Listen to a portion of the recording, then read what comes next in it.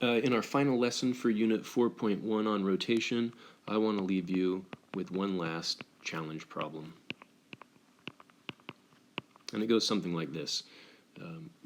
You've already seen how mass and radius tend to factor out when determining the translational speed that an object will have as it rolls down a ramp. So for example, if this was a solid sphere, we'd say something like mgh equals 1/2 mv squared plus 1/2 I omega squared, where omega is v over r, and for the case of a solid sphere, I is equal to 2/5 mr squared, r cancels, and m cancels, right?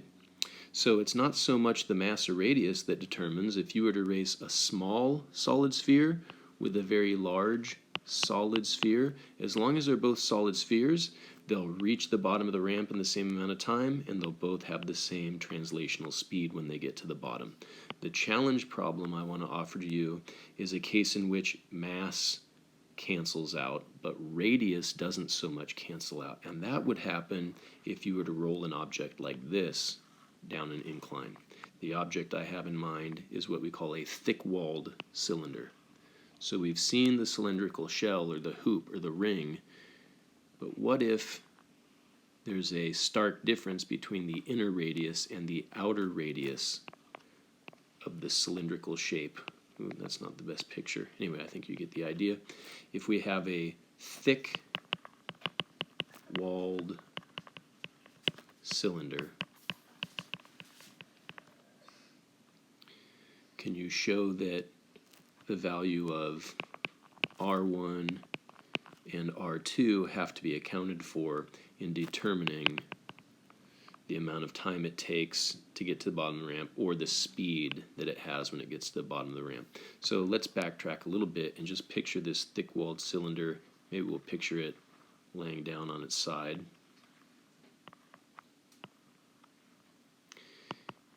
We got an axis of rotation that passes through its center. It has a radius R1 to the inner wall and a radius of R2 to the outer wall. So here's the challenge I have for you.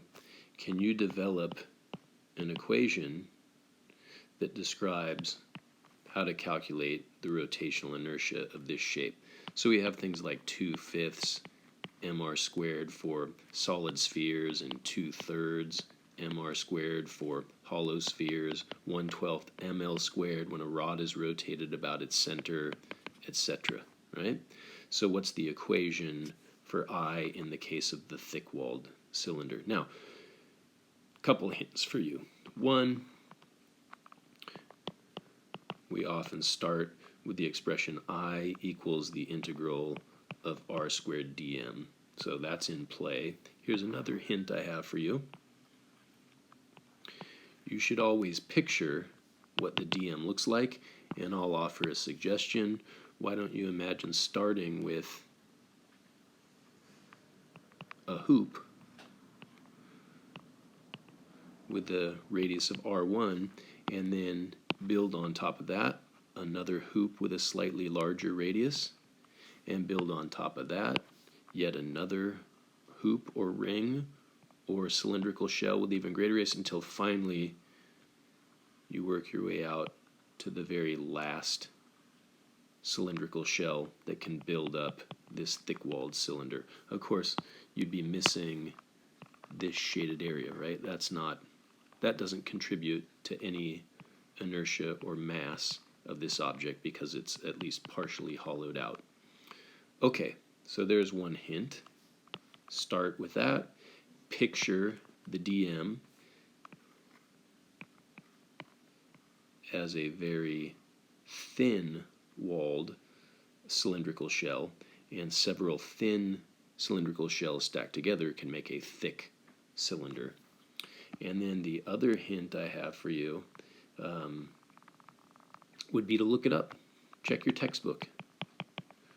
I'm certain you'll find what the solution should be. So you can compare your final answer to an answer that's already published in your textbook. Okay, that's part one. That's challenge number one, is just to determine some equation or expression that can be used to calculate the rotational inertia of a thick-walled cylinder. The real gist of this challenge then is to add to our table of velocities for objects when they reach the bottom of an incline. So we imagine racing a solid sphere versus a hollow sphere versus a disk versus a ring, and now let's add to that the thick-walled cylinder. All right, so I want you to complete the chart, right? We have solid sphere followed by solid cylinder followed by hollow sphere followed by hollow cylinder, and then let's add one more row to that and call it the thick-walled cylinder. And we have a column in the middle where we list an equation for I. So for example, for the solid cylinder, it's 2/5 mr squared.